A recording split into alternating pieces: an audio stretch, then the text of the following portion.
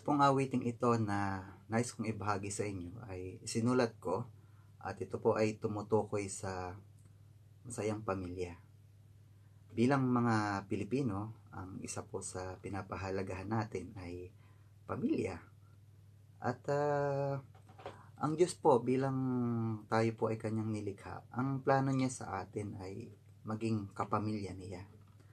Kaya po bilang kanyang mga nilikha, maganda po na ina-acknowledge po natin ang Diyos.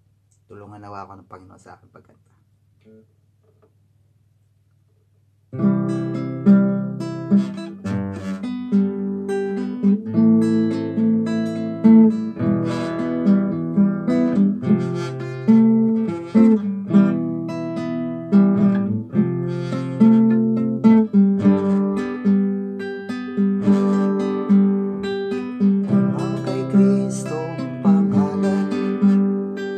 Siyang ating iniibig, mga bata at magulang man, sa Diyos mananalig.